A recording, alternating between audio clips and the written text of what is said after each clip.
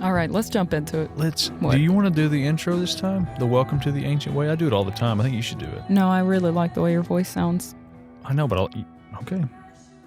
Who I think it would be cool if you did it sometimes. Listening to like a smooth James Brown, you know what I mean? Radio voice, yeah. I know it, but Maybe I just it does sound like a radio voice, so you should go. Okay. Maybe the second season. Just do it. Okay.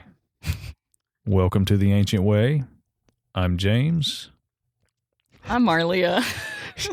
Over there drinking tea. Literally take a drink as we're talking. Okay. You want to do it again? No. Okay. Maybe for my sanity. One more time. We can do it one more time. Welcome to the ancient way. I'm James. I'm Marlia. Today we have another very special guest, Melanie Wallace. Melanie, welcome to the Ancient Way podcast. Thank you. Yeah. We're really glad to have you. Definitely. Yeah, I'm glad to be here. You are one of my favorite people. Oh, that's sweet. It's very true. Yeah. I've loved you for a long time, Marlia. It's been a hot minute. It has been. Since I was like 7. No, not really. It hadn't been that long, but it's close. Feels like it. It has been a long time. Yeah. I had the maturity age of a 7-year-old. Maybe that's what you were referring to. Yeah, it's definitely that. Well. Yeah. I've been looking forward to this since Marlia brought it up, and it's like, we'll schedule it for Friday at 2, like a week or two ago. Mm-hmm. Mm-hmm. And usually when you have a guest, it's like, I want to make sure I have everything like ready and prepared, and yeah. But I just feel totally like safe and like relaxed around you. Good. And even knowing that you were coming in here today, so. Oh, yeah. You're one of the safest people No I know. pressure. Yeah, No definitely. pressure. No, you're just you. I am. It Mhm. can't, like, I'm just me. it's wonderful. Okay, so we're going to ask you the question that we ask everybody. Do you believe in life on other planets? Well, I knew you were going to ask that because I've been listening.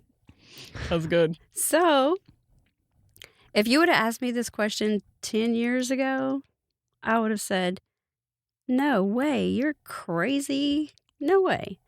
And my older sister, used to pose this question to me a lot because she's really into sci-fi and stuff like that. So I really think that she's always thought that.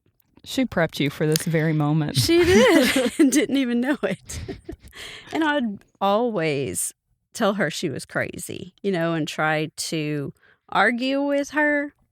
And then, I don't know, probably since the Unseen Realm book by Michael Heiser, and we did that study on that book.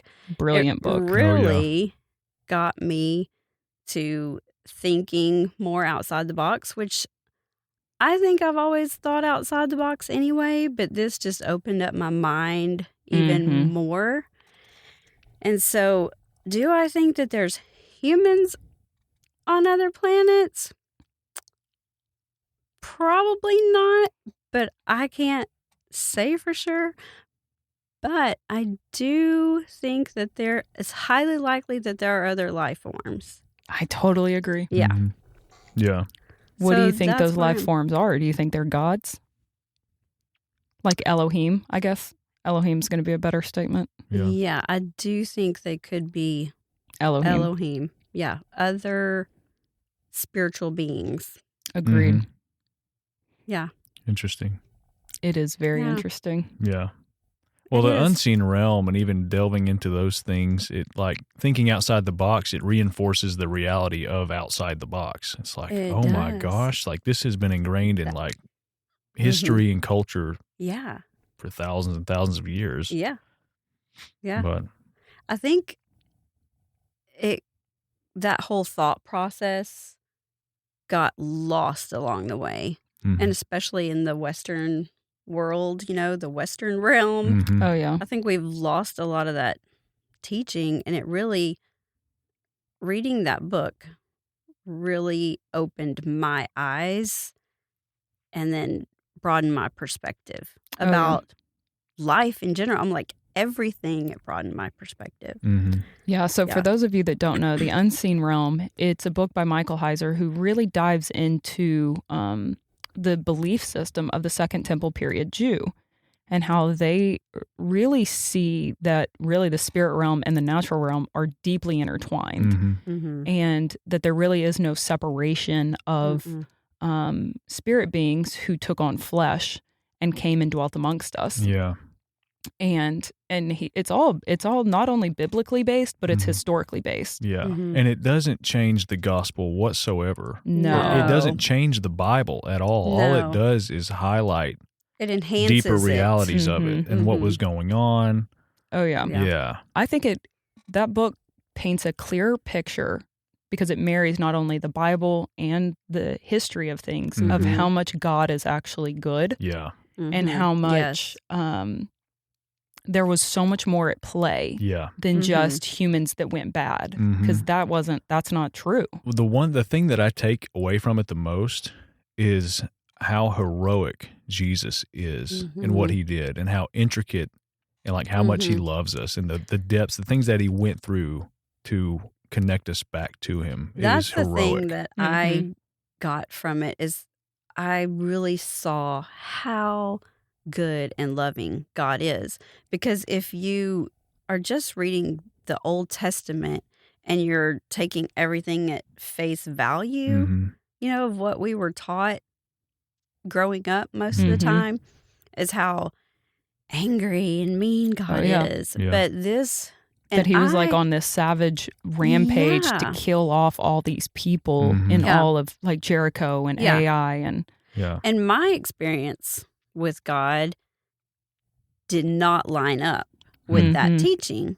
Totally. And so I was like, I don't see how he can be so mean and angry, but what I have seen is a loving God. So then this makes you really see that God is a loving God and he has a purpose and a plan for everything that he does, everything that goes on. Yeah. And then even, you know, the whole plan of Jesus, that's factored into. That's awesome. Oh, and yeah, humanity in general. It's not split up. It's not, these are like God's against these people. You know, there's no tribalism or separation. It's like humanity is his creation and we are all his children. I think another thing that going through that also is at a young age, I started seeing things in the spirit realm, seeing things in a different realm that really seems more real than me and you sitting here right now. Totally. But reading that book also helped me understand, like, okay, yeah, that I'm putting it all together now because that book really explains the spirit realm. And I knew what I had seen, what I had experienced growing up, and, you know, tons of different stories that I have. That book helps just kind of align it, get it all put aligned. Context too, like the right. framework. Yeah. Well, I'm so glad you led in with that because that's a perfect question. How have you become aware of the supernatural in your own life? Well, it started whenever I was pretty young. I was probably around 10 or 11. My parents had not been in church when I was real young, when I was like really, really little. And we were living in another country. And Where were you living? Scotland. Oh. And my grandmother started praying that the family members, I mean, this was her prayer, so how valid this is, I don't know. But her prayer was that whoever was closest to the hell in her family, she wanted them to be saved.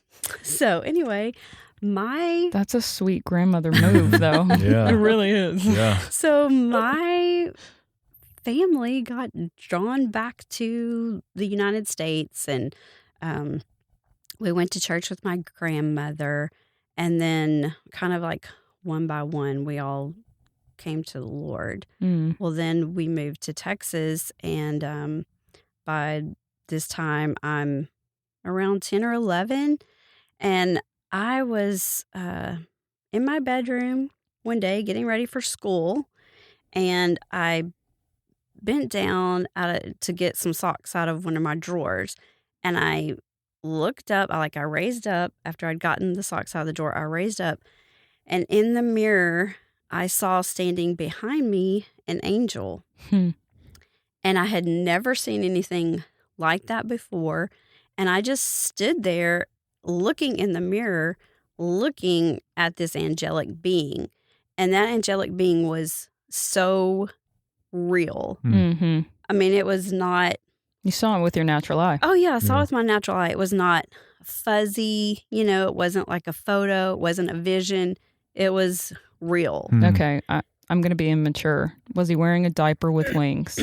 Absolutely not. Okay, good. As long as we're... I'm going to nail that part home for a long time. Oh, yeah. No diaper, no wings, no bow and arrow. Halos. Yeah, no halos. Oh, yeah. But... What did he look like? I'm sorry. Because I really couldn't tell if it was a he or a she. It was an it. Interesting. That is very interesting. Yeah, it was an it. And it had on a white robe with blonde hair. That's interesting. That's amazing. With yellow piping around the sleeves. Huh. I didn't see the bottom of the robe. Yeah. But I know it had yellow piping around the collar and the sleeves. Interesting. That is so interesting. Do you know what I just went in my mind? I'm not saying it's anything, but I was like, it's the plumb line. Yeah. My mind went plumb line. Oh, wow. I'm not saying that was it. That's just where my mind went. That's interesting. Yeah. You know, the Lord being the standard. Yeah. And the purity. Oh, anyways. That's interesting. So it scared me because I had never seen this before. And so when I turned around, the angel disappeared. Wow. Because I think it knew that I was afraid. Yeah. And I think my fear is what caused it to leave. Yeah. Yeah. Wow. Yeah. So that was just welcome where it kind of started. Yeah. That's like a jump into That's the invitation there. Yeah. And so it just... What did your mind... Do you remember where your mind went after you were like, holy crap, I saw that? Did it stay with you all day? You know, throughout the day? Yeah. Oh, the thought. Oh, gosh, more than a day. Forever, you know? Yeah. That memory is ingrained in my mind. Yeah. And I can remember that. When it first happened, I thought, why? My first question was, why was that angel here? What was the purpose of me seeing that? Well, there's a backstory to that. So a couple of weeks later, I'm sick, didn't go to school. My mom was going to a Bible study. And she said, well, why don't you just come with me to the Bible study? And she's like, you can sit in another room. We'll go to the Bible study. I was like, okay. So I went with my mom to the Bible study, and they had a guest Bible teacher. And without my mom telling him the story, he starts telling them how he has been praying that people that he would be ministering to, that the Lord would send angels to them to visit them before he ministered to them. Wow. And so, and I just happened to be sick that day at this Bible study. I just got chills. I'm not going to lie. Yeah. So I really think his prayers sent that angel, but I feel like that was my angel. 100%. Why wouldn't it be? Yeah. Oh, yeah. Yeah. That's what I was going to ask you is what was your openness to that prior to the experience? Did you believe in those things or? I don't know that I really knew to believe in those things, really. I know we're going to get into dreams later. Always. Yeah. But that's where we go. Around that same time frame, I had a reoccurring nightmare. Every single night, same dream for, years. It was a long time. And then finally, one day, I prayed and I was like, okay, God, I don't want to dream anymore. because I'm tired of dreaming this nightmare and I just want it to stop. So I'm praying and I'm asking you to take all dreams away from me. I do not want to dream. For years, I did not dream. I mean, years went by. I did not dream. But my mom really started going to this church, and then we were all kind of going as a family, and we got involved in this church where they really started talking about the things of the Spirit. And I started getting more curious. By this time, I'm like in, I don't know, 5th grade probably. And I'm getting more curious about the things of the Spirit and the whole spirit realm. And that was probably around the time, like right after, like I saw the angel. So my eyes started being opened when I saw the angel. And then it just progressed through my life, you know? Yeah. Yeah, of seeing things like that and experiencing things like that. Yeah. Yeah, you have. Yeah. Let's get into it more. Yeah. So do you feel like it was a series of events that really drew you into like, oh, this is really how I function. This is really how the Lord communicates with me. Or do you feel like it was just like that one specific event that was like, this is it? Like, this is the thing that... No, I think it was a series of things. Yeah. So I didn't really experience anything for a long time after that. So, well, I think I probably did experience some things, but I didn't really realize what was going on because I could sense something was going to happen before it happened. Yeah.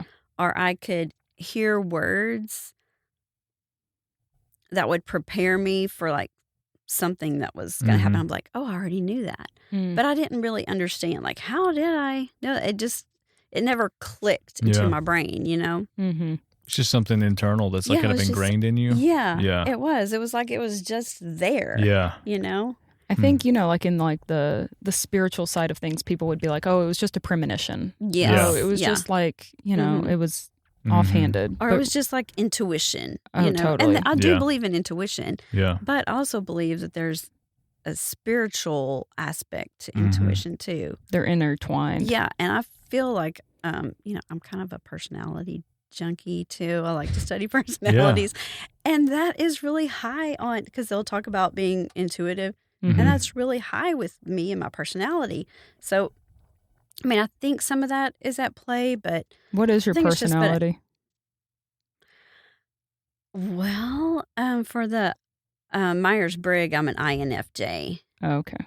Yeah. I was just curious. Yeah. So... You've taken several of them, haven't you? Oh, yeah. Personalities? Enneagram. Oh, yeah. What are you? I'm a 1 on the Enneagram. Interesting. Yeah. I don't know. A 1 with a 9 wing. Oh, okay. Yeah. I don't know.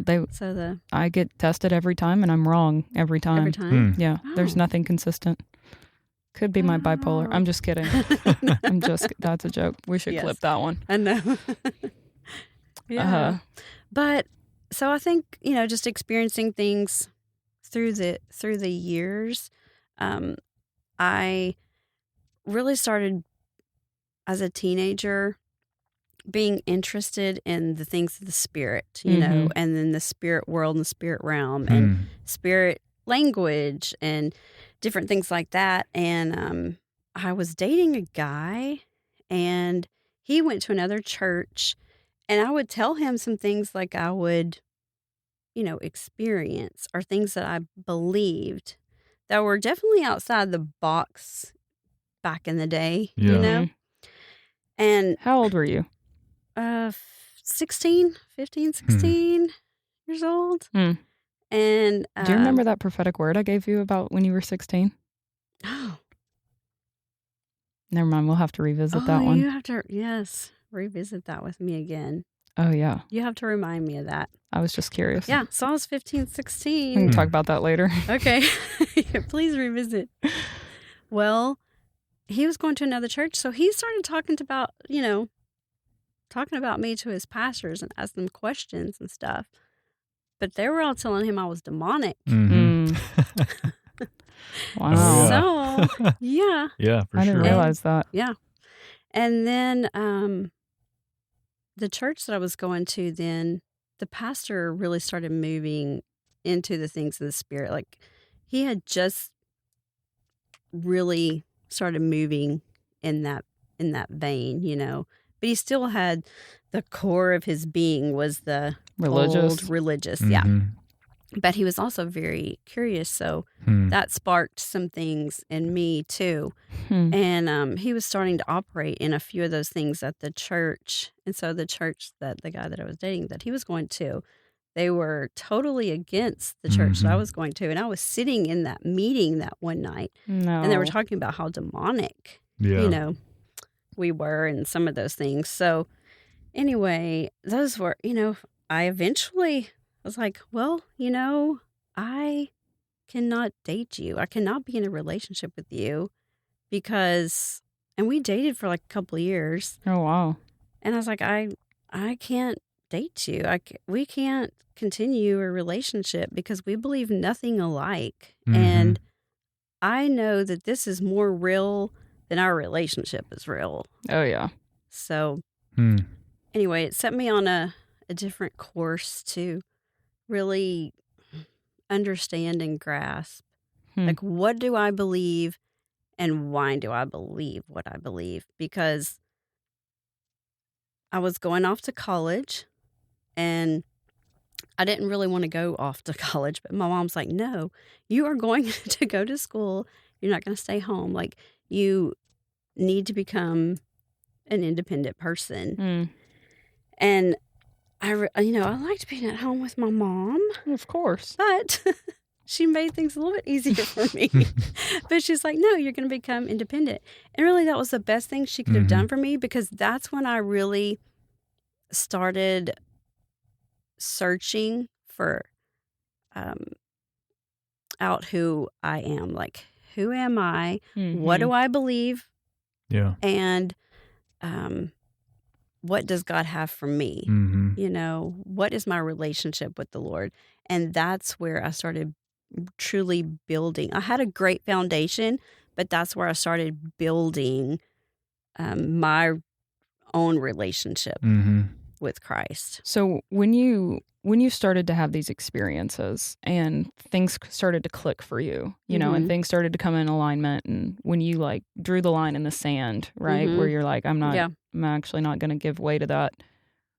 What do you feel like the Lord really developed and showed you about your person, about how you engaged in the spirit realm? What do you feel like he drew the most? Like, what is your, I guess a better way to ask this is like, what's your favorite way to connect into the things of the spirit?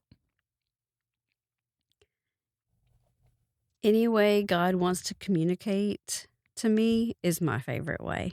So you're just open. Yeah. That's what I was noticing in the stories, and even with your pastor, how he maybe had this religious kind of core to him, but he was open and curious about the things of the spirit. That curiosity is an aspect of humility. And so what you just said is like, however he wants to talk to me, like I'm open. That is such a strength and such a fruit of his spirit, humility. Totally. And it's a fuller version of trust in the Lord, of like, I'm open to whatever you have for me, instead of I've got to cling to this, like the religious system and some of these churches and people that represent God, so to speak. But they're like, you can't question anything. Don't open yourselves up. It's basically like close your eyes and curl up into a ball and cling on, which is, it sounds like work to me. Yeah, it does sound like but a lot God of is work. good, Yeah. and he's the good shepherd, and so you don't have to do that. I may have not had all those skills honed, but being a part of Hoff and Daniel and Nicole being so keen to hearing from the Lord in different ways, I think that helped hone some of those things. But since, I don't know, I was probably a teenager, one of the prayers that I have prayed is, Lord, help me to have eyes to see, ears to hear, and a heart that is sensitive to the things of the Spirit and obedient to what you want me to do. Yeah. So that's been like a main prayer. So, not just one aspect of the senses, but like You want all of those. them. Yeah. Yeah. I want all of those senses. That's awesome. Yeah. And, like before, I told you that I didn't want to dream. So I would say, for years, that was my least favorite way because I felt like it was tormenting. But I do feel like the Lord redeemed that over time. But I was an adult, like way into probably my 30s before I really embraced dreaming again and having dreams and writing them down. Which I think is hysterical because it's a brilliant function of yours. Like your level of dreaming is like, it's next level. And my dreams are like real. Yeah. They are but that's real. probably, I mean, we talk about this a lot, but that's probably why the enemy tried to shut it down for a long time. That's why you had all those nightmares as a kid. Yeah, that's why. Totally. Yeah. I mean, the dreams that you've had in my life, like that you've had about me, have been pivotal. Like that, I mean, this is why I love the body. It's because not only are you getting to connect to the Lord, other people are connecting to the Lord. Yeah. And like the family blood flow. But I want to hear some dreams. Oh yeah. Can we please get into some of these? And one thing about this podcast, and dreams is such a big topic on here. Marlia, I can't remember if you mentioned it in one of the previous episodes. We were talking about dreams, and you mentioned how sometimes the Lord will confirm a dream in the natural. Well, the other day, Kelsey had a dream about this very specific. There was a specific cat in this dream, and she saw it like the next day. And I was like, "That's from the podcast. That's what we were talking about." Wow. I'm like, "He's confirming it because you just had the dream, and here it is in reality." But do you have any stories of dreams, maybe how they played out in the natural or?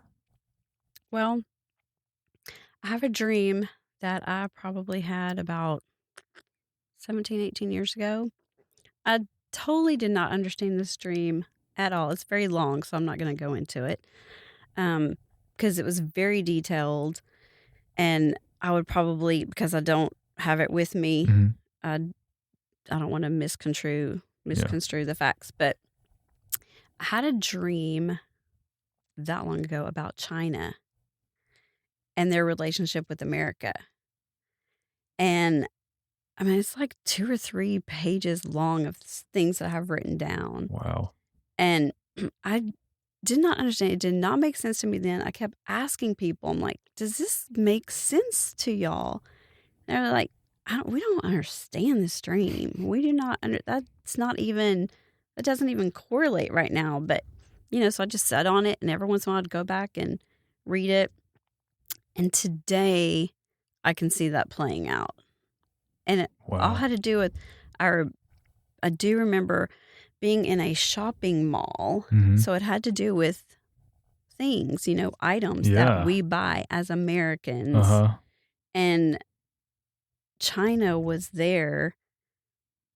And it's like we thought that they were our friend, but they weren't. Wow. So anyway, that's interesting. That was an interesting thing. I've sat on that dream for years and years, and I would remind myself, probably once a year, go back and read it, just to, I'm like, gosh, does this make sense yet? Does this make sense yet? That's 17 years now. Yeah. And it's finally making sense. Yeah.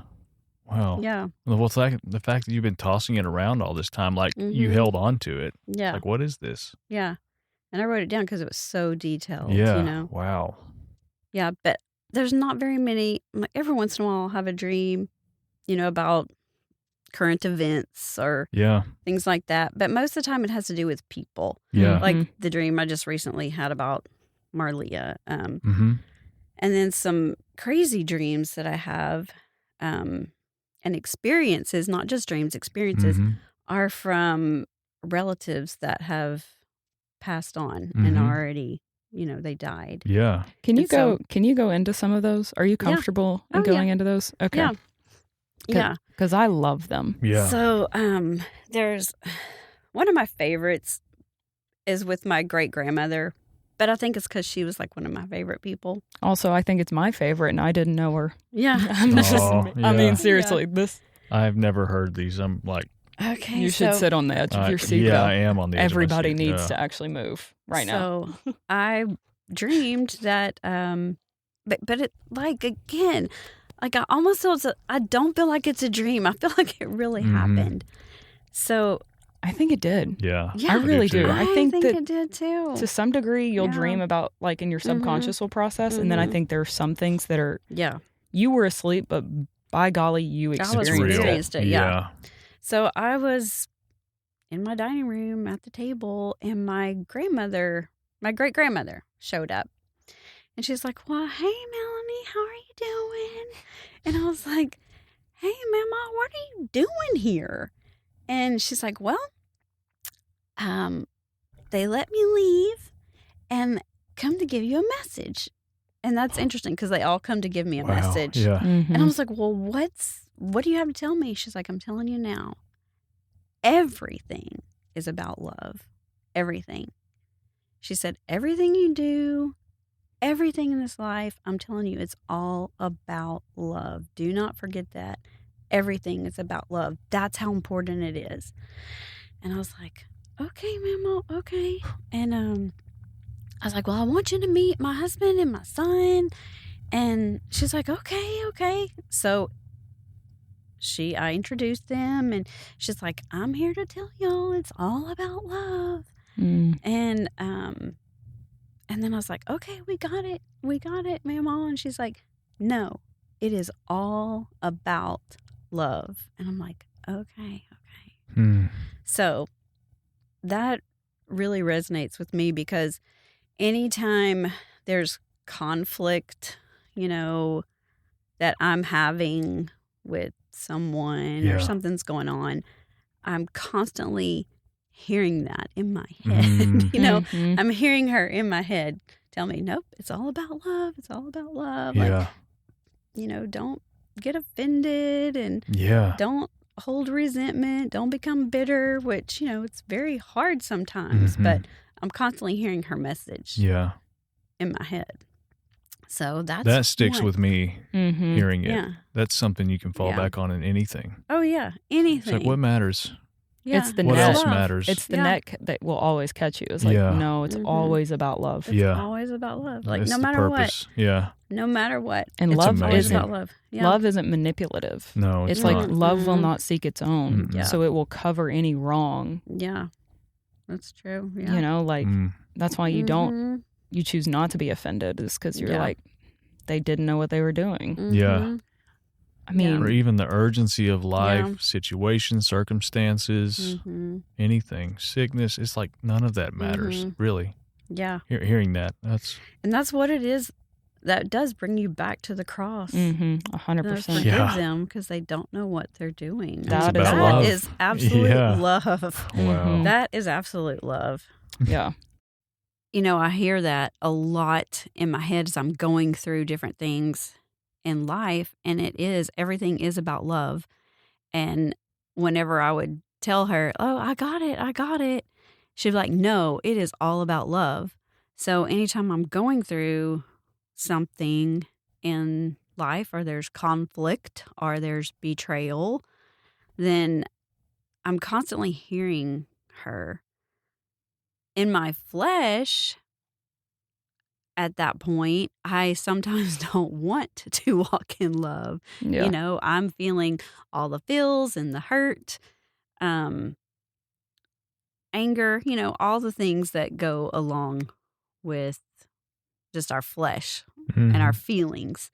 But sometimes it is a process. Sometimes it's working through that, but constantly, choosing to walk in love. Yes, it is a process sometimes, and you're constantly having to forgive. You're walking it out.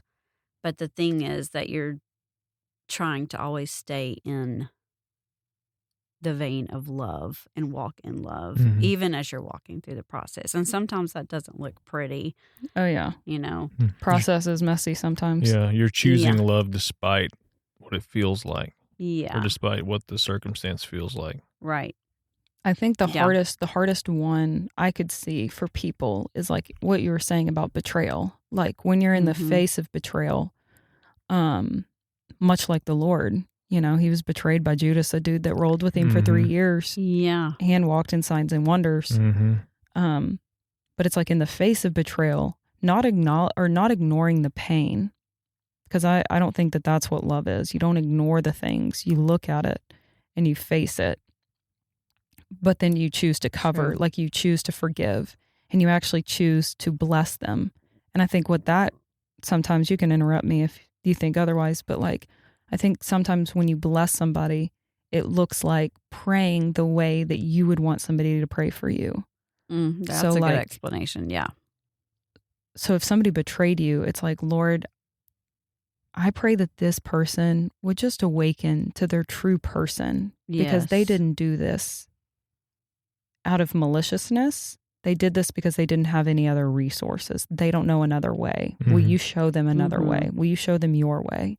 You know what I mean? And so it's blessing them in that. And I think that's what love looks like in the face of betrayal. And I think... And going back to what you said earlier, back to the cross, Jesus is so loving and forgiving. He says, Father, forgive them because they don't know what they're doing, you know? But sometimes, you know, like I may not have acted or chosen to say the right thing at that time or whatever. And maybe I wasn't walking in love at that point. But the thing is to get back into that, get back into walking in the vein of Well, it's love. like not holding a victim mentality, not holding to self-protect yourself, but like, oh, I acknowledge that this was really painful, but Lord, I know that you're going to cover me. And like walking in that, because that's what it is, I think, looking at like walking in love versus walking in self-protection. Yeah. And I really believe that that's in her message. Like, although she was saying it's all about love, it's all about love. Like, no, I'm telling you, everything and everything you do is all about love. It's got to be all about love because I think she probably even knew like some of the things that, you know, I would walk through. Totally. But in those things, I was going to have to choose love no matter what. And that message just always rings in my mind. I'm constantly reminded of it in different situations that I'm in or that I'm faced with. It's choose to walk in love. You know, I feel like that choice and that series of choices is like a pathway to like complete deliverance from unforgiveness. Like total deliverance is what I feel like that leads to. Yeah, totally. And it's like a instant confrontation with the flesh. And each time you choose love, you're putting it in its place. You're putting it to death each time until it's fully in there. Like fully dead. So then if the same thing happens, so good. If the same thing happens, it will have no space in you. It like has nothing in you. It cannot have anything in you because you put it to death. Oh, that's a courageous thing to choose love. It is. Yeah. It's heroic. That's come up. Yeah. It reminds me of that song, Choose Love, That You Might Live. I've never heard that song before in my life. Yeah. I haven't either. Who sings that? I don't know. Is it a Christian song? Yeah. Oh. I have a hard time with Christian music. I'm terrible about who sings what, who's this, I have no idea. I just know that one little phrase. I'll have to Google it then. But it makes me, just this conversation really it's stirring me up. I want to go sit in 1 Corinthians. We all use that love chapter for all the weddings, but like to meditate on the fact that love is patient. Love is kind. Yeah. It doesn't envy. It's not boastful. It doesn't seek its own. Like, if you let yourself kind of, I always say that, but I can just feel it kind of swirling around me. Oh, yeah. Of just like stepping into that. Like it is the fullness of those things. It's not an aspect. Like it's the fullness of patience. It's the fullness of kindness. Yeah. He is, because God is love. Yeah. So I always said, if I want to wanted to be like anybody, I wanted to be like my great-grandmother. That's sweet. Mm-hmm. Yeah. I think it's sweet how she said they let me leave. Like she wanted to come out and tell you. Okay. Well, my brother-in-law was killed in an accident last year. What year was it? 2020. Yeah. It's 2020 because September 2020. Bexley was just born. Yes. He was killed in a motorcycle accident. And just recently, well, I had a dream about him, I don't know, last year probably, and it was during the holidays. It was really like one of the first holidays we'd had without him, and he was this major cook. I'm like, this man was like, let's cook a meat with the side of meat. So he was always at the pit, you know? And so he showed up on a holiday. Once again, this is in my dream, but it seems so real. Yeah.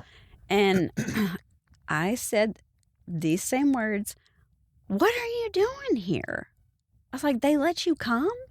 And he was like, yeah, they let me come. He's like, I brought all this food. And I was like, oh, man, this is amazing. Well, then I had a dream about him just recently. And it really had to do a lot with my son.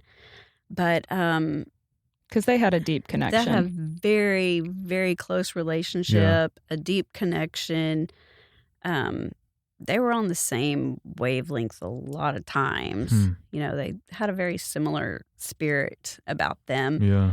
And so my son has been waiting. You know, he graduated and was waiting to go to college. I mean, waiting to get a job. Yeah. And Because he just graduated college. yeah. So he was, When did he graduate? 2021? Mm-hmm. Yeah. Wow. So he was waiting to get a job. And so my brother-in-law shows up again, you know, in my quote dream, but it's so real. Yeah. So my husband and I are driving up to this like center. It looks like a school, but kind of like a place of work. Mm-hmm. And we're coming there to see my son. And then my husband says, man, I wish Mark could be here. So bad to see this. And I was like, I know. And we're driving up. And I was like, oh my gosh, there he is. He's right there. And he was under this pavilion, standing by this post, leaning up against it. And I was like, look, he's there. And he knows that we're coming. He's waiting on us. And so we park, and he is walking out, and my husband just like, you know, they're brothers. And so he was just, they're always playful. And so my husband hit him on his chest and he goes, so tell me what it's really like there. Wow. And my brother-in-law said, it's more amazing than you could even imagine. And so, you know, then the dream goes on and has to do with my son. But, you know, that whole dynamic, like I really knew he was there. Yeah. You know, it just seemed so real. And then once again, I asked him that question, how did you get to come here? He's like, well, you know, which this statement still intrigues me.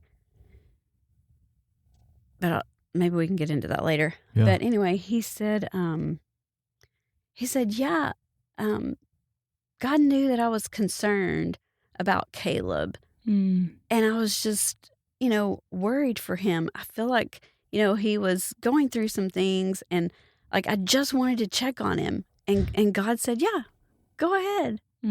That's so sweet. Yeah. Wow. So anyway, and he goes, but I've seen him already. He's like, I'll walk in there with y'all. But he said, I've already seen him. And everything's good, and I feel like he's going to be okay, and he's on the right path now. Yeah. And then as we were like walking up into the center, then that's where it was cut off. You know, the dream was cut off. But while we were sitting there talking to him, it was just as real as I'm sitting here talking to y'all. Yeah. So there's been a series of those where it's been with past relatives, and I'm always asking them, or they're always saying, yeah, they let me leave. That's and, amazing. come. So I'm like, that's just intriguing to me. If that doesn't change your whole perception on life, Yeah. Totally. like everything here is about love, and then Yeah. them just like, can we go see them? Yeah, you can go see them. It's like no one's gone. And because you think, okay, is that just my mind thinking, oh, well, I was worried? You know, is that my earthly thought of, oh, I was just worried and concerned for him? But I'm like, okay, he's supposed to be in the presence of God. Can you be concerned for someone, you know, here on earth while you're in, you know, it's just, it's so intriguing. So, well, it's almost like you're never disconnected. No. That's what it makes me think. Like once you're connected, you're connected. You're connected. Yeah. It doesn't matter if you're on this side of the tracks or the other side. Yeah. Yeah. You know, like this realm or that one. Yeah. Because it's like we always say, like all the realms are intertwined. Oh, yeah. Yeah. But, you know, that's biblical. Oh, yeah. You know, Hebrews 12:1. Like, therefore, we also, since we're surrounded by so great cloud of witnesses, let us lay aside every weight and the sin which so easily ensnares us, and let us run with endurance the race set before us. Yeah. And that's what they did. Both of them brought message to take a weight off. Both of them came and was like, hey, remember, like the cloud of witness that surrounds you, which are the people that I feel like even made bear witness to your life. Yep. You know, they're like, hey, don't worry about a thing. I always see them cheering us on too. 100%. And excited when we make moves in this life. Exactly. Yeah. Well, because they're so connected to us. Yeah. And we're so connected to them. Like, would you mind going into, if you don't want to, it's okay, but your experience when Mark passed? Oh, yeah. So when Mark passed, my husband really wanted to go to the crash site. Is it his only brother? He's got a few others. One other. One other. I feel like Greg has so many. He has an array of people. He is just the most, okay, I have to say this about Greg. He is the most hospitable person I have ever met. He's like, I don't care if I just met you. You're my best friend and I will cook for you. Oh, yeah, Yes, that is totally him. The gumbo. It is. Yeah. The gumbo is like next level. Oh, yeah. He's I know. He's so pure in that. Yeah. Yeah. Anyways. He likes to have a lot of people. He does. Yeah. And it's so sweet. And he likes to cook. He likes to feed them. Yeah. Which is just like Mark. Like they're so. Oh, yeah. So Mark was the same way. Liked to feed people. They're all about the food. It connects people. There's something about it. There's some communal aspect to it. Yeah. So we went to the crash site. I was like, yeah, let's go. So we went to the crash site, and he wanted to see where the line of like where his body was actually the last time. Yeah. And so when we got there, because there wasn't going to be another time to be able to fully say goodbye, correct? Like maybe at the funeral, but there wasn't. Yeah, right. The wreck was pretty intense to where his body. Yeah, it was closed casket. Yeah. So we were at the crash site, and we learned where his body was last, and Greg laid down in that spot. And then he got up and he said, there was an open portal right here. Like, I can feel it. There was an open portal here. And I said, totally. So he felt it, but I saw it. And so when Greg got up, I saw in the past like what that experience was. So I could see his physical body. It was on the like ground. you had stepped out of time and space. Yes. And so then you were like observing. Which I want to get into later too, time and space. Oh, yeah. So I saw his body laying there, but then I saw his spirit, which was very, very clear and vivid to me. Look back at his body, and I saw just like this smile, this big smile on his face and a gleam in his eye. Mm. And he shook his head. Yeah. Like, okay, I'm ready. I'm ready. Well, like he made the choice to depart. yeah. Yeah. And so then as we're standing there, if I'm remembering this correctly, like Greg just raises his hands, to the heavens and just starts to give praise to God and worship God right there on the side of the road. Well, as we're doing that and he's talking about this portal, a yellow swallowtail butterfly comes and hovers over the whole spot where Mark's body was. And then whenever we get through talking and then just praising God for allowing us to have this experience, as soon as we got through, the yellow butterfly flew off. I was like, that was the Lord. Yeah. Because I think it's yellow that represents the spirit. Clicked yellow on the robe of the angel when I was 11. Spirit. Yeah, it just clicked. Wow. Yeah. There's something so profound about that. Yeah. And even what I love is, some people are like, oh, the spirit channeled into the butterfly or whatever. And it's like, no, the Lord actually gave space to that so that all of creation that is connected to us even was honoring Mark in that space. Because I do know of other people who have lost people.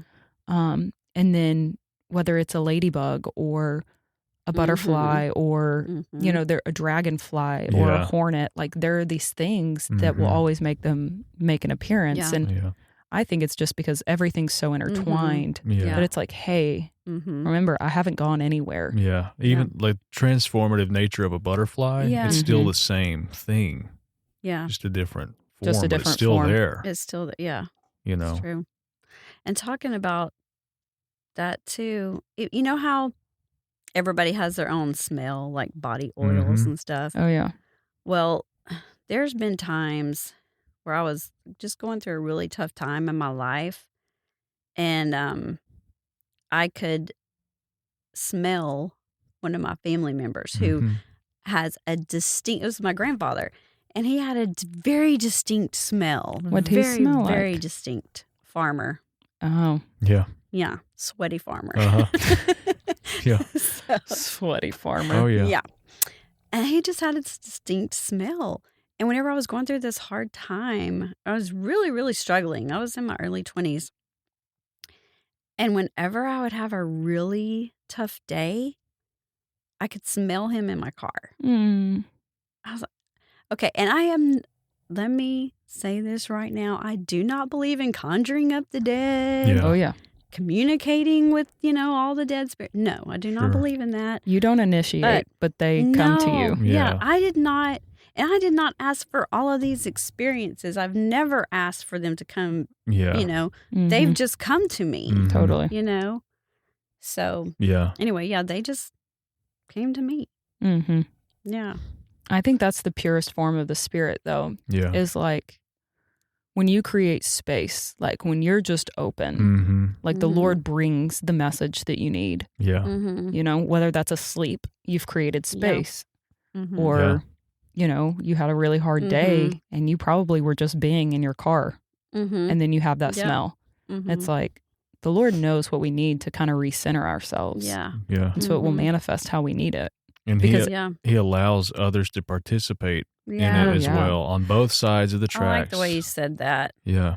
He allows others to participate in that on both. Yeah. Because he's such a connective God. Everything he valued was family. Yeah. So that why would he rip, quote unquote, these are hand quotes, rip apart families? Yeah.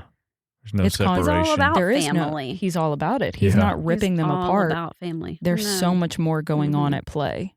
Yeah. Than we even know. Yeah. So let's get into that it's time all and of space.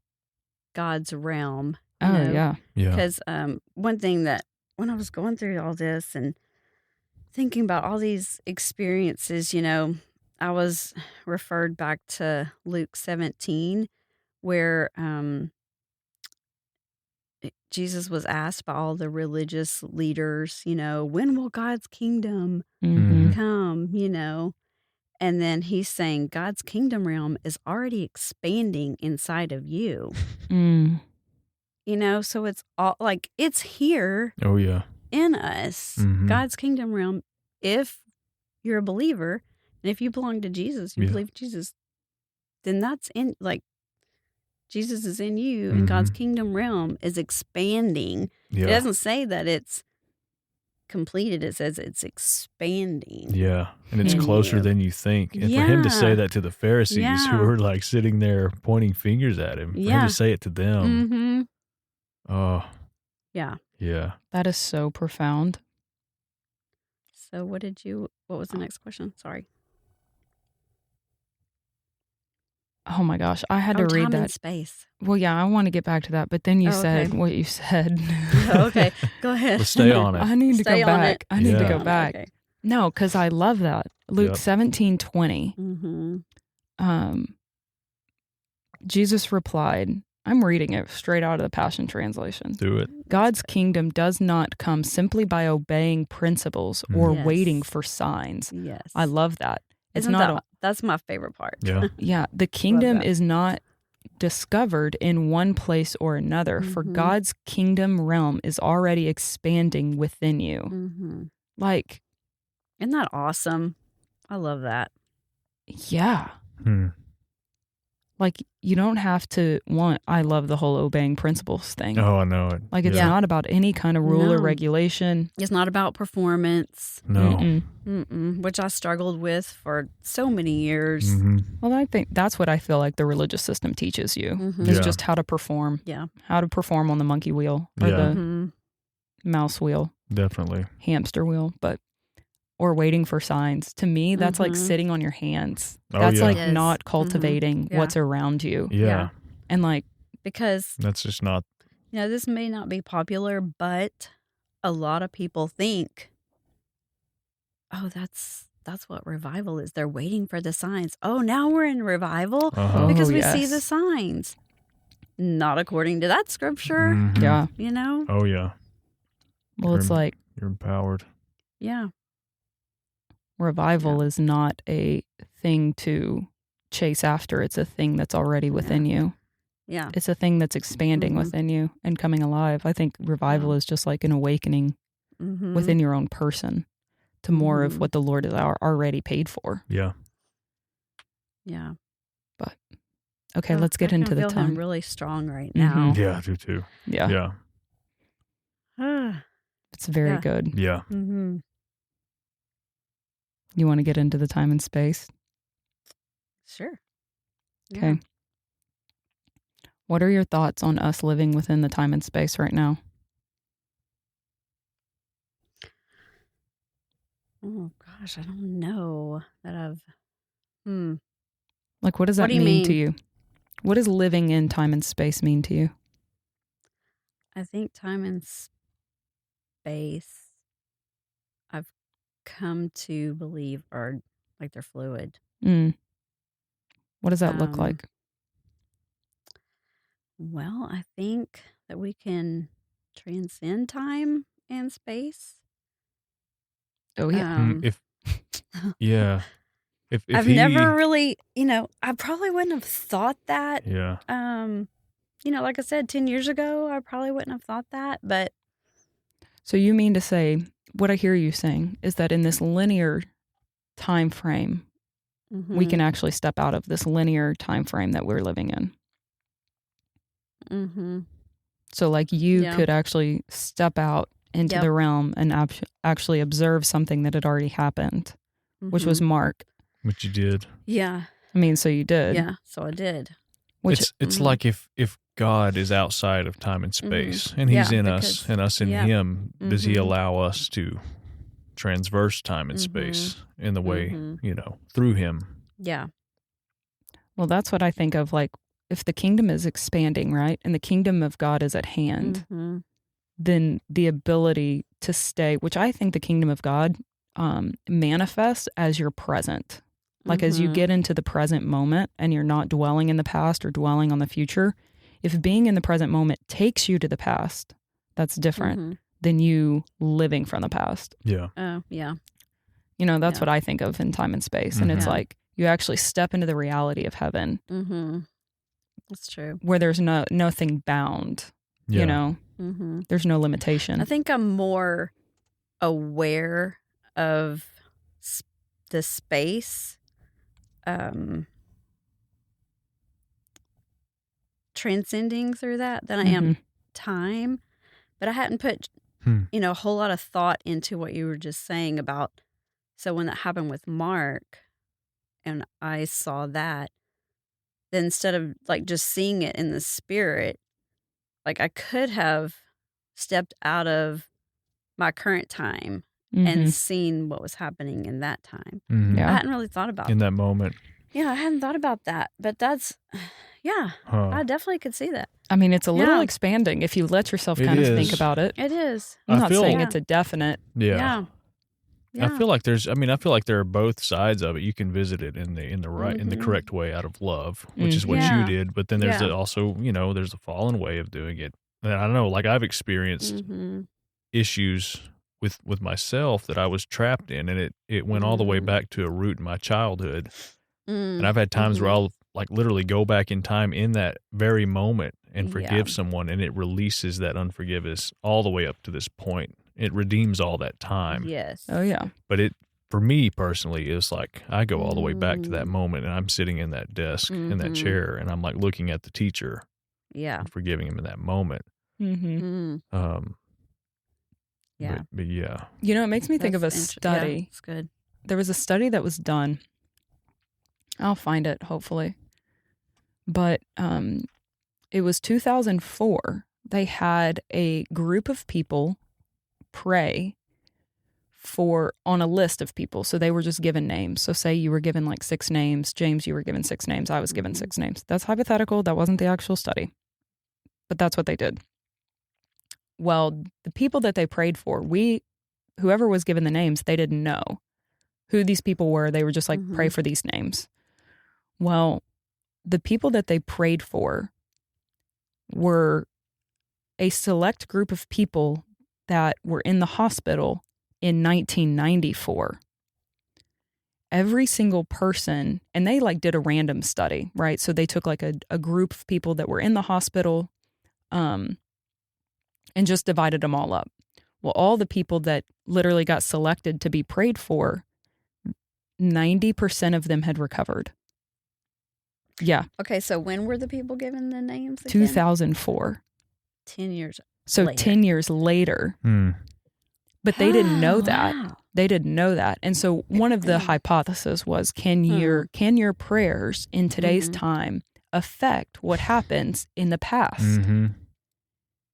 They've done these blind studies multiple times, and they keep seeing the same result. Yeah. Well, I have not heard this. Oh yeah, this study, I'll have to find it and publish it because it was insane. I heard it, or I was reading it in a book. Yeah. Yeah. Yeah.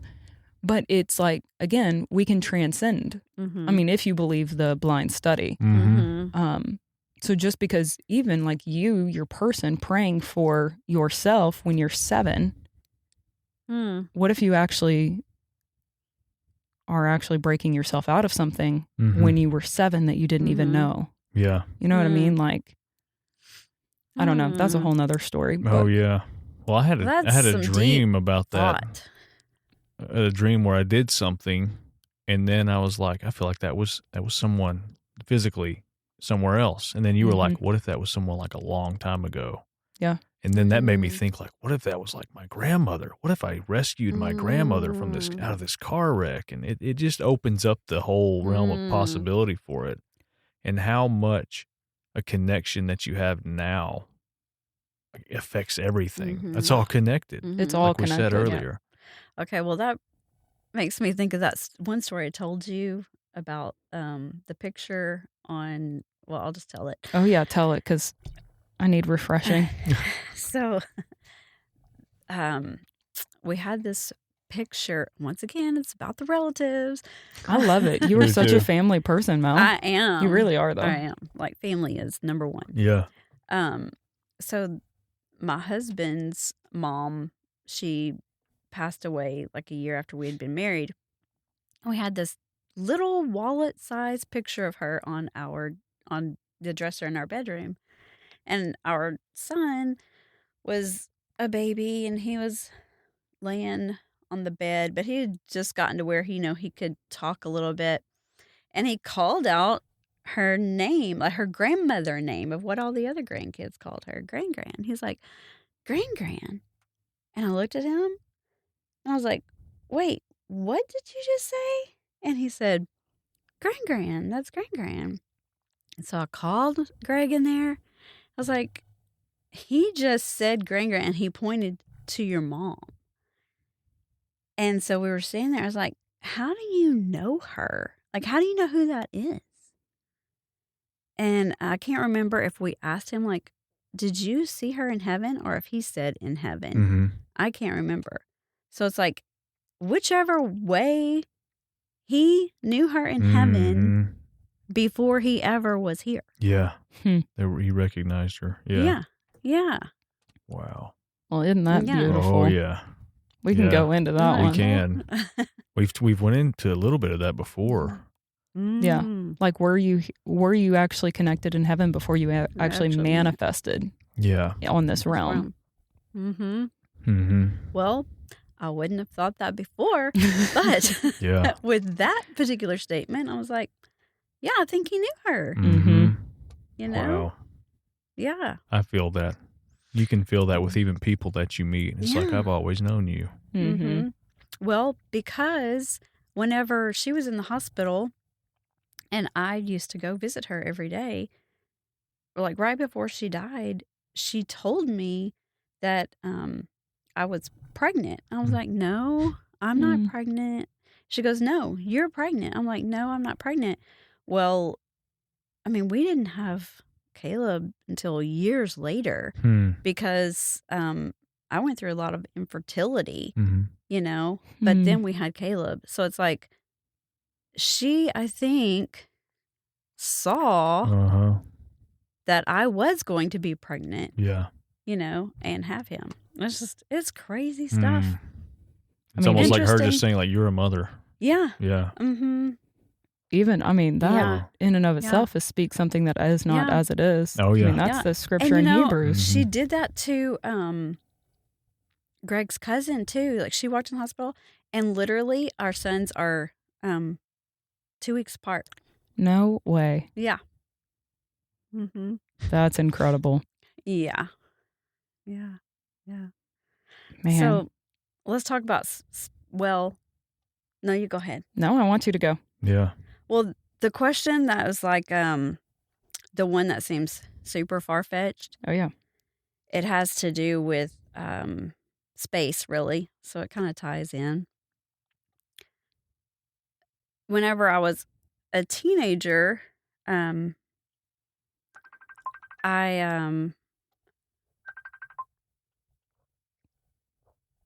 that was the Lord calling, in case anybody heard that dial tone. Just so y'all know. There's someone calling into the studio for questions. Oh, yeah. Look at that. We've got a live audience. Yeah. Well, first time for everything. Yeah. Okay, so let me preface this. Is this the question that you're talking about? Like, what's one belief that you have that might be completely far-fetched? Yeah. Is that the one you were wanting to hit on? Okay, just so our listeners know, that's kind of where we're going. Okay, yeah. So it does have to do with space and oh, good. Travel and being transported. Perfect. This is my favorite. Let's do it. Okay. So whenever I was a teenager, I really thought that, so I prayed a lot, but I really thought that this was just like a vision that I had. But now looking back, and because of other experiences that I've had, I really believe I was transported to that place. But just randomly, I was in prayer, and I was in a bar. And at that point in time in my life, I had never been in a bar. I didn't even know what the inside of one looked like. So I, teenager, and I'm praying, and all of a sudden I am in this bar, and these two guys are leaning up against a beam in the bar. So it had to be a country bar. I don't know. Yeah. But I feel like the Lord told me both of their names. I heard both of their names, and I heard the Lord tell me to pray for them because they were really searching, and they knew that they were not supposed to be there, but they were supposed to be really serving the Lord, and they weren't. So I just started praying for them, and I prayed for them for years.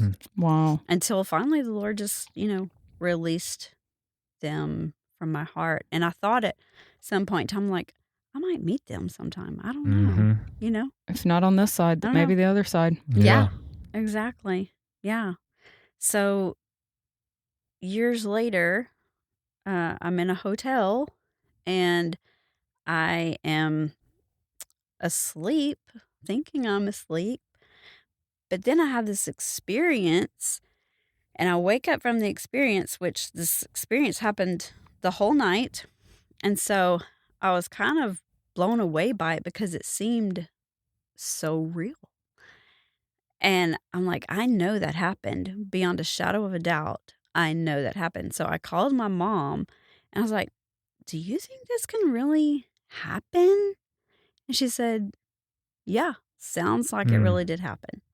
So I really think I was transported to another country. I don't know what country it was now. I don't remember.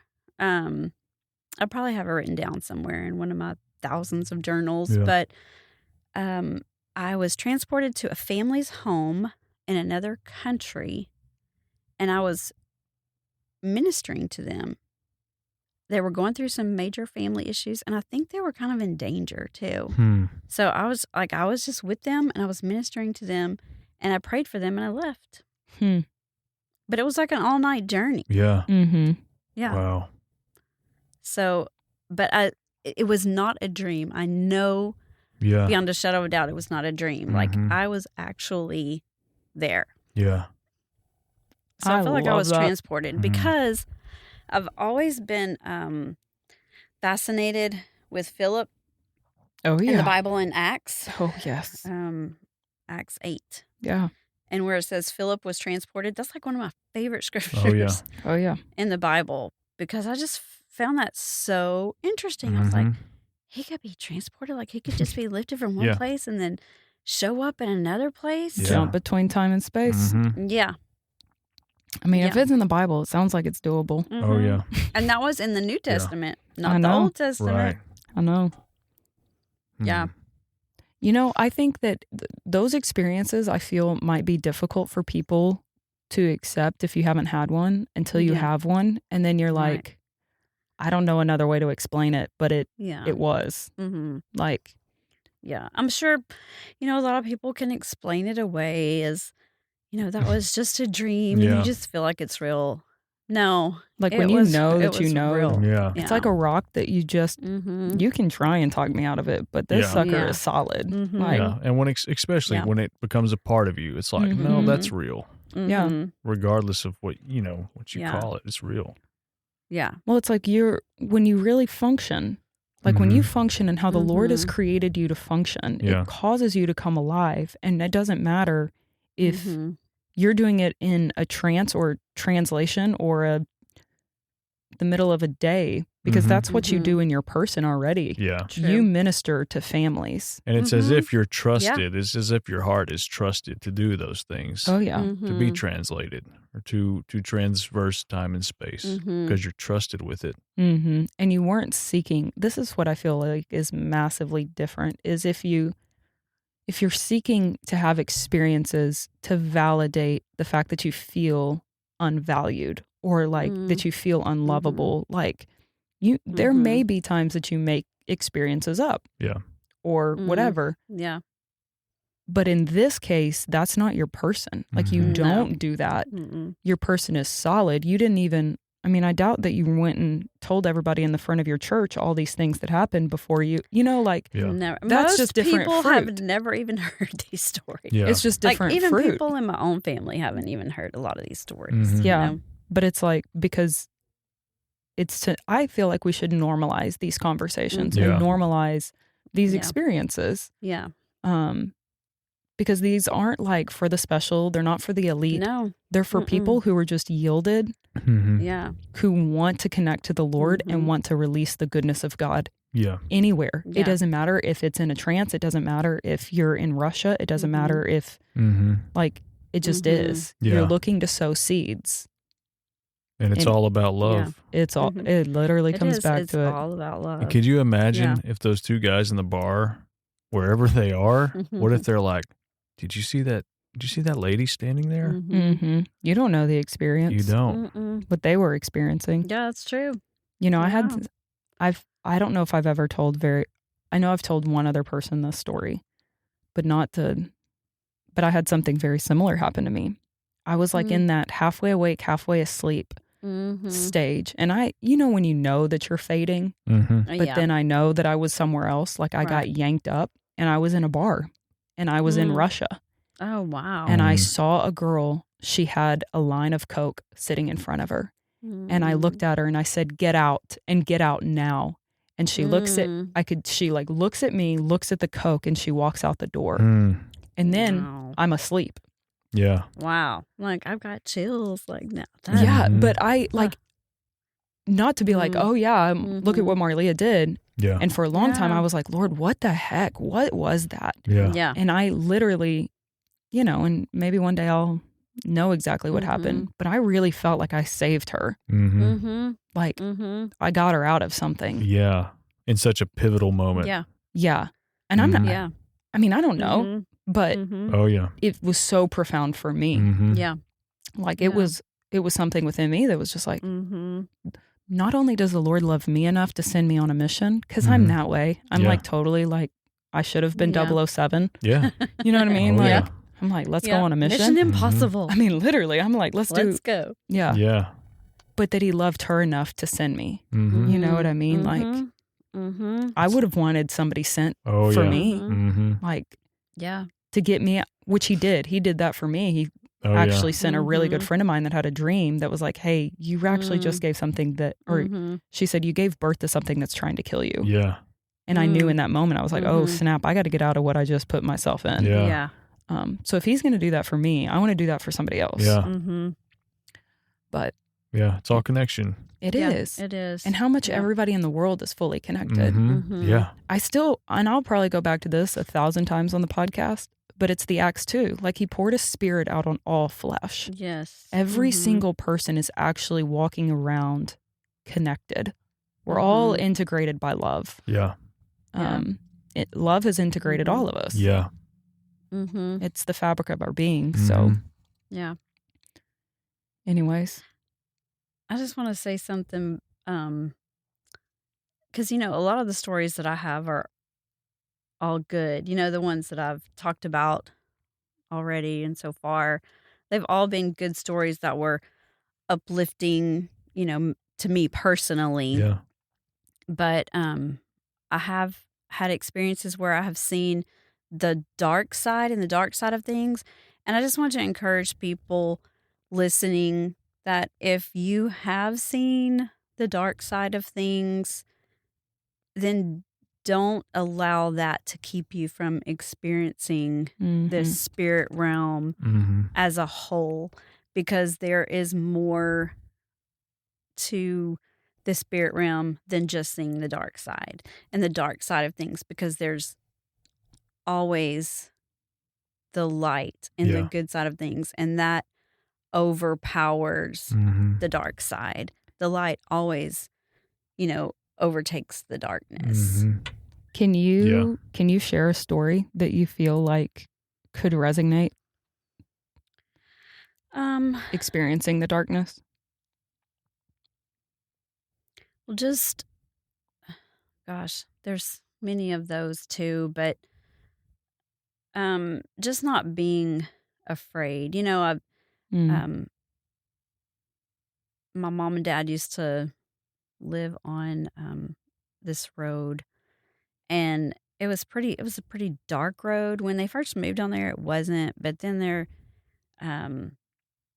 got to be a lot of witchcraft down that road and a lot of drugs, and it just became a dark place. And so they would the spirits that feed off of all of that, or they're surrounded by a lot of that, they would cross the boundary lines and come onto my parents' property. And we could see them, not everybody, but some of us could see them, and I could definitely see them and see where they would try to hide out sometimes. And did they ever give you a specific feeling? Yes. Gave me like a creepy feeling, a nauseating feeling sometimes. Sometimes I would smell like a very yucky smell, just like a stench. Oh, yeah. And then sometimes I couldn't see them fully because, I will use this as an example. Like the light, the spirit realm that I have been able to see, like with that angel, I could see them fully. They were willing to expose themselves completely. Yeah. To whereas on the dark side, a lot of times, well, every time that I've experienced so far, they've never fully exposed themselves. They stayed cloaked They stayed cloaked and dark to some extent. They stayed dark. You might, like I might could see like their head or their eyes or maybe like just their shoulder. I mean, but I never saw them fully exposed. They never were willing to fully expose themselves. They were always trying to hide. Oh. And then it's like, I would have to call them out. Draw them into the light. Yeah. So my main thing is I just don't want people to be afraid of the whole spirit realm because they've been exposed to darkness. Yeah. Oh, yeah. Well, I think the darkness is afraid of us. Yeah. Becoming aware of it. So they project the fear. Yes, exactly. Absolutely. Exactly. Because we're powerful. All of us are. Yeah. Yeah. The smell thing is funny. I had a situation like that. My brother and I were in a hotel. We went to a concert a couple years ago and to just hang out. But we went to Austin and we stayed in a hotel and we were sitting there watching like Impractical Jokers or something. And this like nightmarish smell just like popped up in the room. And it was like, there was no source of it. It was in the middle of the room and you could step like this far away from it and not smell it. And I'm like, dude, something is like right here. It was deathly smell. Yeah. We weren't afraid of it. It's just like, there's something here, Smells like death. It smelled like death. Yeah. Wow. It's like, wow. Yeah. Anyways, that's what that made me think of. There's totally all of your senses with the spirit realm, it applies to the supernatural, to the spirit realm as well as the natural, but yeah. That's, God gave us all those senses for a reason. Yeah. Totally. Yeah. Not just to operate here in our world, time and space, but, for the spirit realm too. Yeah. I think when you have a clear picture of what the spirit realm is and like your function within it, it becomes a lot less scary. Don't get me wrong. Some experiences just freak you the stink out. Yeah. Like, there's no doubt about that. But I think everything is used, like it can empower you. And like, okay, this thing's manifesting itself in my face because clearly light has come. There's a scripture, I think, in Ephesians that talks about that everything hidden will come to light. Like the darkness is drawn, like the light will draw out the darkness. Yeah. And so if you're experiencing something dark, that is probably because something light is there. Yeah. There is something that's causing that thing to come all the way out. And it's because the light's within you. Like people are carriers of the light. And so I believe darkness will try and cap you in any way possible. And it's really normally through fear. Oh, yeah. Like, yes. it really will bridle you in fear. Yeah. But Yeah, and to that, we've said it before. I'll say if that happens, or if you have some sort of fear or darkness that is trying to project something, use that as a target. It's like, oh, you want to prevent me from stepping into something that's rightfully mine, and be that light. It's like pursue God in the supernatural realm and ask Him to show you and to participate. Like, hey, allow me to participate in this and show me how. And be a hero for others. Like, be powerful and operate in that love. It is all about love, and just watch what He does, and it will unlock your life and the areas around you and the people around you. I think we can set everything back on course. I think we can set people back on course. We can set the city back on course. You can set a region back on course. Of course. You can set America or China or Russia or any continent back on course. Yes. Like, I think we are so incredibly powerful, going all the way back to your dream about China, like 17, 18 years ago. It's like something was shown to you.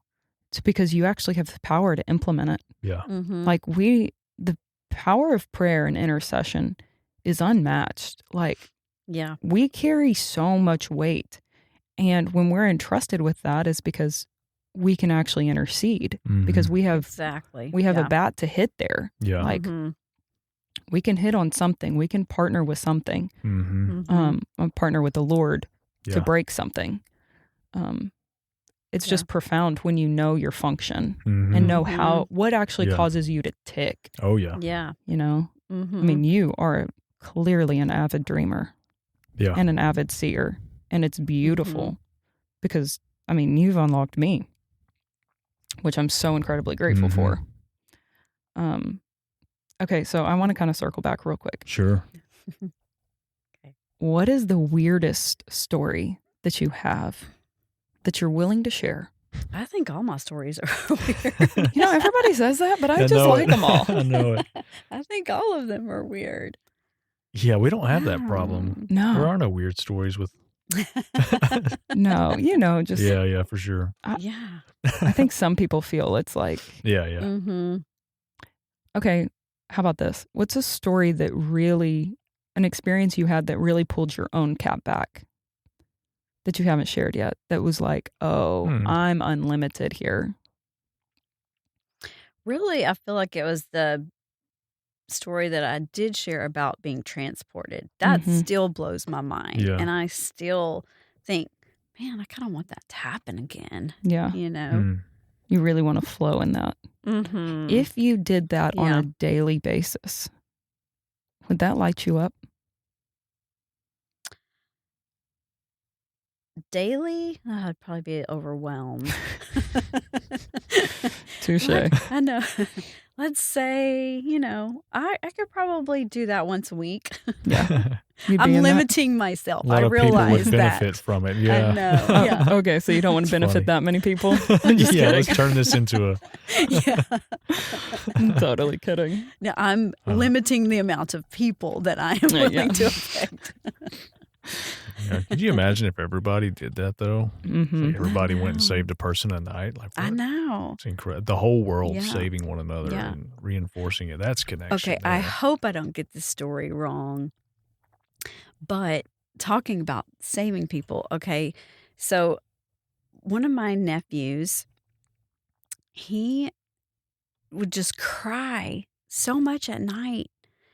And sometimes it's really inconsolable. Well, you know, my sister took him to the doctor and all kinds of stuff. And then they were at our house one time, which we had a lot of stuff going on where we lived at one time. And he really cried a lot there. And we took him to the hospital. You know, they couldn't find anything wrong. Well, finally he gets old enough to talk.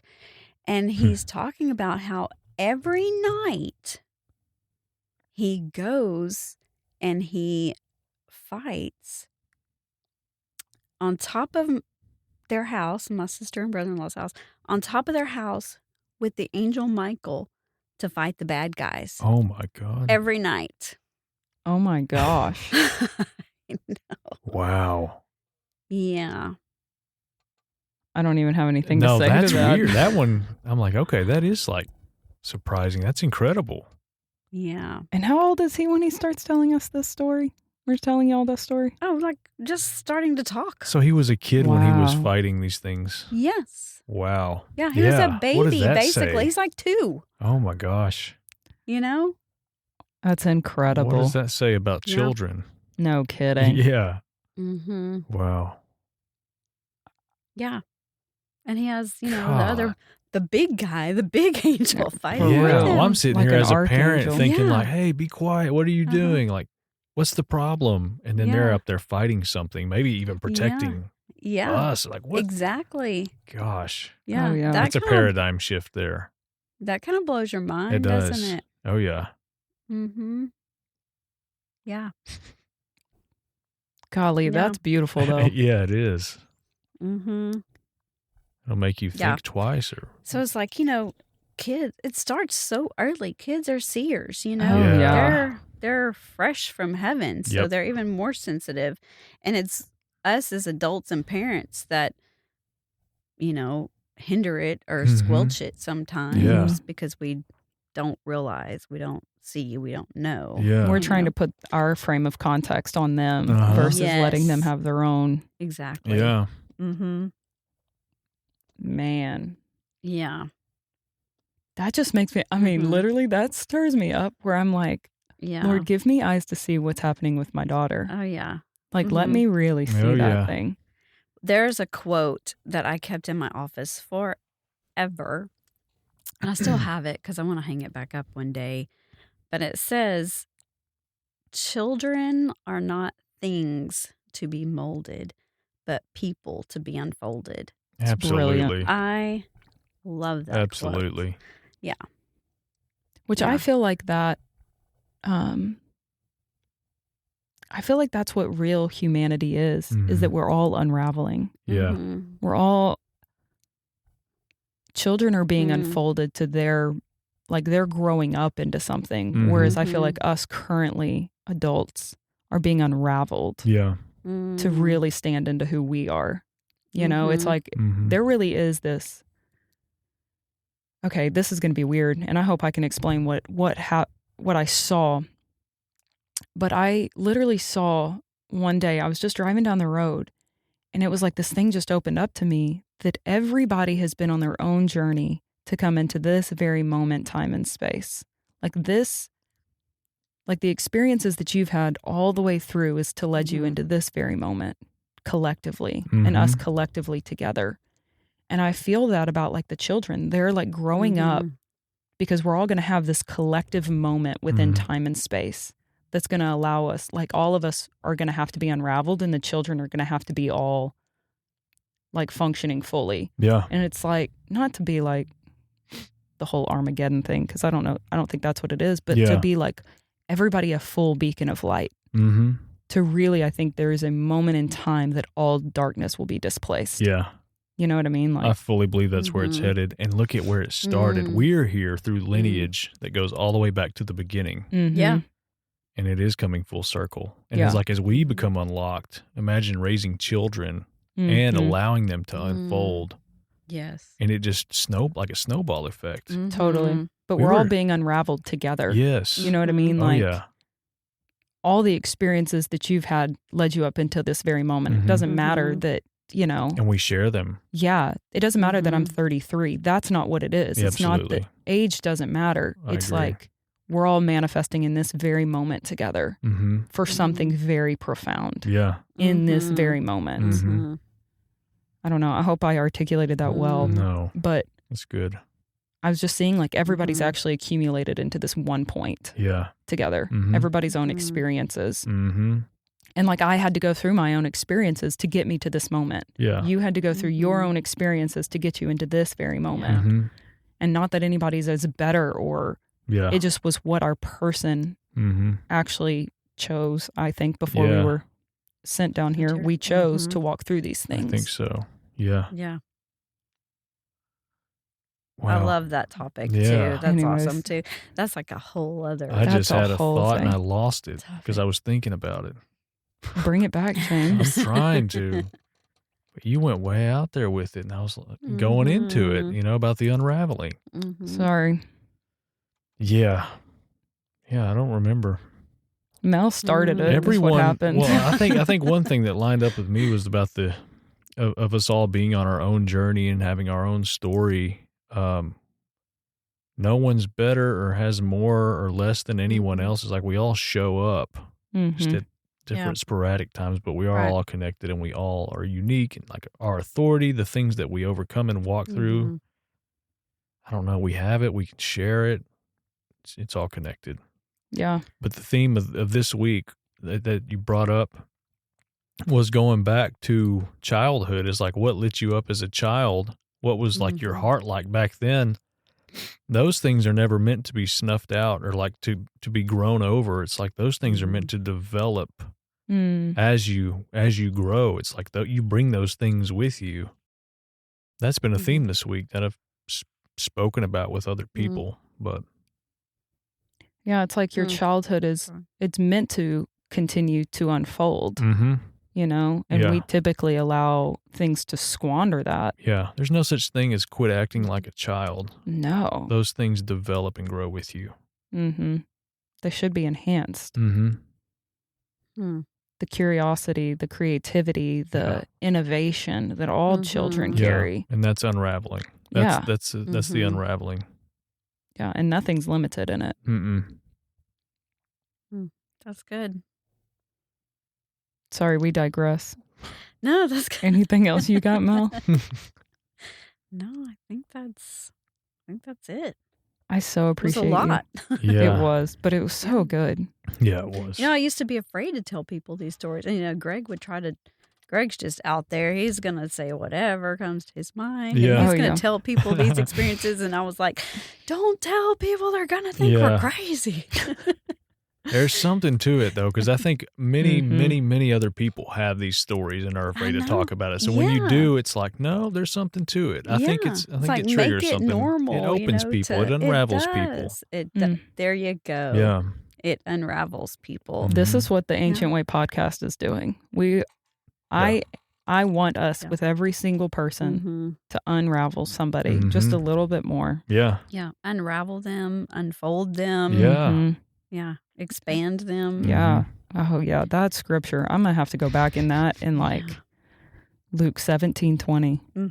I'm sitting in it because it's always expanding. I just love it because it's like the experiences, even that you've had in the past, I believe that the Lord would bring back around and even enhance them. Like nothing is limited to just back then or whatever. It's like, no, this is actually giving you framework to go forward, to experience more, to have more, to gain more understanding, to connect more to Him. Yeah. And it doesn't really matter how old you are. You can still grow and learn and unfold. I'm 51 and I'm still learning and I still feel like I have a lot to learn. Oh yeah. I feel like my mind and my capacity to learn and expand, there's still a lot there. I mean, if I'm not expanding, then I'm not alive. Totally. And if I'm expanding, then I am alive and I'm of use. I am, I have a purpose still to fulfill. But if you're not expanding and you're just sitting on, what you had all those years before, then you're not alive. Yeah. You're locked to the past, which is not the present. Right. Yeah. What is that?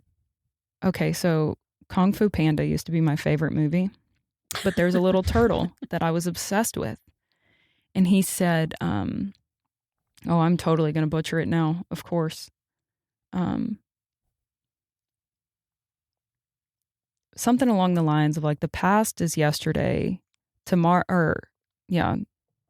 yesterday is history, tomorrow's a mystery, but today is a gift. And that is why it's called the present. Oh, wow. Oh, I love that. Yeah. And That's it's like, neat. that's really the gift is being present. Mm-hmm. It's being in the very moment Yeah. and not chained to something. Being alive is being here in what's cultivating what's around you. Yeah. You know, being present with the pains or the wounds that may come up or the offenses, because that's the thing that's been holding you back from being in the present, which I think the presentness is love.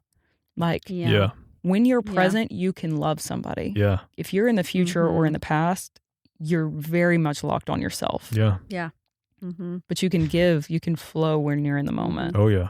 You know how I told you I'm kind of a personality freak? Yeah. Well, when I take the Strength Finders test, belief always comes up as number one for me. So I am very solid in my belief system of thinking. Yeah. But I'm not so tied to that belief system that I can't expand. You know, if I was stuck to, nope, this is what I believe because this is what I believe and I'm not changing the way I believe. You know, I'm inquisitive too, so I like to learn and grow, and I can still have my core values and beliefs and, you know, ethics, morals. I can still have those solid foundation, but your beliefs can shift and change and grow as you grow, and that's okay. Totally. You don't have to be stuck to one thought process, you know, your whole life. You can grow. Yeah. Because the Lord will always lead you into truth. And so exactly, you can trust him. You can trust the fact that what if you were holding on to an old belief system that is limiting you? Yeah. You can let that go because he's going to bring something solid. Yeah. Yeah. He'll bring he'll bring the rock that you can stand on, you know? I completely respect you and admire you for that strength and that humility Thank you. in being moldable, you know, and adaptable, like to the Lord, being willing and yielded to him. And, you know, In all That's things. humbling. Just hearing you say that, it's very humbling. You really are such a mighty woman. Yeah. I feel very honored, and hopefully I haven't like just gone over the top, but I feel it so deeply. Like, I feel so honored to know you. Like, I really do. Like, you are a profound woman who chooses love in the hard spaces. Like, you really do. I sometimes fail with that, but I try. No, even if it is, you circle back. You circle That's back, true. and you're like resilient. Try to circle back. Yeah, you're resilient at still leaning in, and that's beautiful. Because it's not. I don't feel like it's about being perfect. It's about like, it's following the Lord. Yeah, it's being humble in all things, and I really think you carry that. Yeah. So, I do love you. I value you. I love y'all too very much. Absolutely. Yeah. Glad you came on. Love y'all guys. We'll have to have you back on here. Oh yeah. Again, if you're open to it. I tell you what. Maybe I'll have some more stories. Yeah. Oh, you will. You're going to come and tell us about. Well, you know, I translated the other day. Yeah. She's going to end up having like 10 of those experiences. I think so. I transported every night. Thanks, Marlia. Sorry about you. Yeah. I bet that happens, though. I bet we have some experiences. Whoever listens to this, I bet people start having experiences like the ones that we talk about on this right now. You know, speaking of, we're just going to keep going. Okay. So since you have told me about the orbs, right? So you had the orbs that showed up, and then you saw the figure. Yeah. The figure 8. Yeah. The other day, I was putting Bexley to bed, and I'm telling you, it was clear as clear as clear. It was a green and yellow light that literally started as nothing, came out and was like, and it was a circle within a circle within a circle, and then it closed back. I'm not kidding you. Really? Yeah. And I was like, I've got to tell James that. Oh my gosh. Question. Yeah. What do you think the different dimensions of each circle was? Oh, I don't know, but I'm going to have to sit on that one. Wow. I bet it was dimensional. It is. It was totally dimensional. Whew. Yeah. Wow. That was definitely 3-dimensional. Oh, yeah. Yeah. That's Yeah. incredible. Oof. Melanie, I had one. Well, I had a blue and gold one draw on my Melanie, wall. can we talk about it? Yeah, last Wednesday. It was a figure 8. It drew it like probably 3 or 4 times and then just phased out. Oh, Just like she described. infinity. Mhm. Yeah. Yeah. Definitely. So was the 8 was sideways, not like No, it was up the and down? infinity. Yeah, it was the that's sideways infinity. 8. Oh, yeah. Figure 8. Oh, so the infinity, yeah. Yeah. Eternity. Mm-hmm. Yeah. That's great. That's Yeah. confirmation, Yeah. just about it. God's highlighting Yeah. eternity to you for some reason. Yeah. Yeah. Yeah. It's connected to Kelsey and I too. And because we saw the same light. We'll share this in another episode. We saw the same light like a couple of years ago in the hallway, blue and gold, phased in and out, left, and like probably 30 seconds to a minute later. They saw it at the exact same time. Like, did you? Right? Yeah. I saw it and was like, huh. Then we're waiting there probably 30 seconds, long time. Mm-hmm. Did you see that? She's like, that light in the hallway? It's like, yeah. She's like, yeah, I saw it. And the night the figure 8 showed up, we had some conversations. We were sharing stories. Wow. Like Okay. we were sharing stories here, and Yeah. it's like it opened the door for it. And then that light showed back up that night. So what is blue and gold? What That's a whole that's whole nother- story in Okay. itself. Oh, and I do want to go into that one. Wow, you need to share that sometime. Yeah, for sure. Yeah. It's angelic. Mm-hmm. Mm-hmm. Yeah. Mm-hmm. Yeah. I actually, yeah. Well, I really feel like because y'all are doing this podcast and the things that y'all are discussing and talking, I really feel like things are going to be unlocked more for you two, and that y'all are really going to start experiencing even more. I know that y'all already walk in that vein, but I feel like y'all are going to like that. Your senses are going to be heightened, and y'all are going to be even more aware of the spirit realm that's going on around you. Like y'all are going to start having even more experiences. I'll take that. Oh yeah. Yeah. Same. Yeah. Because I do. Thank you. I wholeheartedly value everything that the Lord wants to communicate. It doesn't matter what it looks like. Yeah. Yeah. Like, I don't care. Yeah. You know, somebody told me the other day, they were like, oh, Marlia, it was just a dream. And it like actually almost offended me for a second because I was like, it's not only a dream. Yeah. Like, That's funny. to me, I was like, it's so sacred. Yeah. How could you? Yeah. Mm-hmm. Then I was like, Marlia, not everybody's as crazy as you. You have to let it go. It's okay. But like I do, I hold Yeah. every encounter I feel the weight. I'll probably cry talking about it. Yeah. But I feel the weight and the love of the Lord in any moment. It's like, no, I wanted to speak to you. I wanted to show you something within, you know, and everybody's like, oh, I'm going to dismiss my dream. It was nothing. It was about my day before. And it's like, no. Like the Lord is uncovering something. And it may come through your subconscious of what happened yesterday, but it's to breathe life on you. It's to like awaken you. It is a form of communication. And even if it's a slime dream, you know, to where you wake up and you feel gross. Yes, I've had those. You can actually, it's a connection point where you like can go and be like, hey, Lord, I know that didn't carry your fruit. And so I yield it. And I ask that you show and reinforce your true nature to me. Even that dream, even the nasty dream is just a connection point back to the Lord.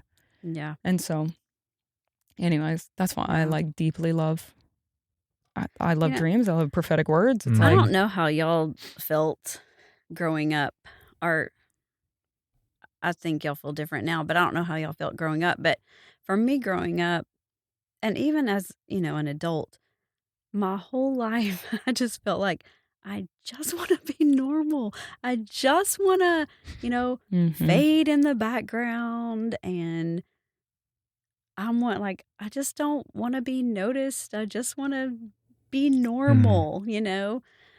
But then there was this other side of me that I was like, no, I know I have all these different thoughts and see different things and have all these experiences, but people just didn't talk about it, but I think it's becoming more normalized, so to speak, with y'all, talking about it. It's like more people have these experiences than what we think. Than our little world. Our little world. More people have these than what we think, So it's like, I can't sit there and think, oh, I just want to be normal. I'm like, no, this really is normal. Yeah.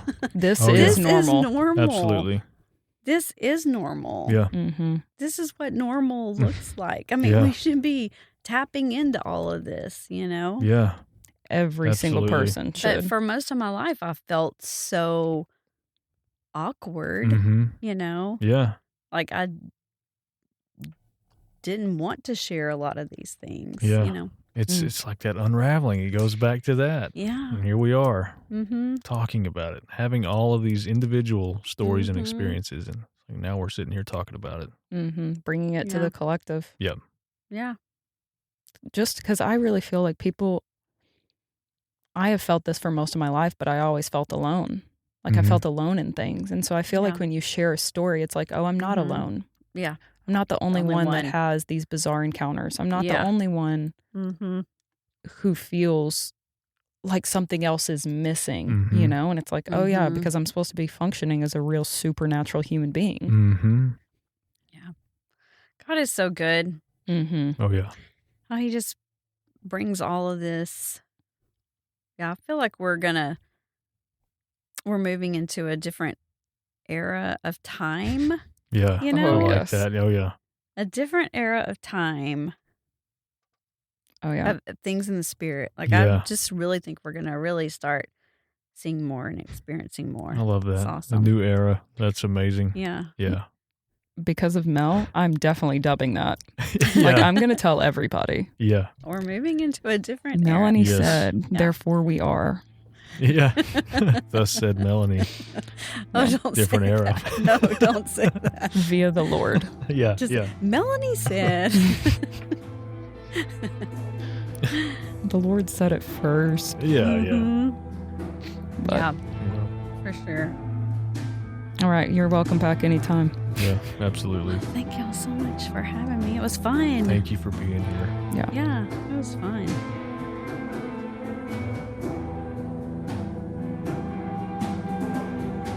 Thank you for joining us on The Ancient Way.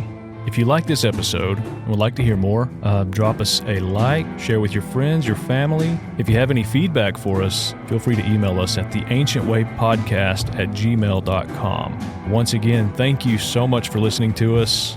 We'll see you next time.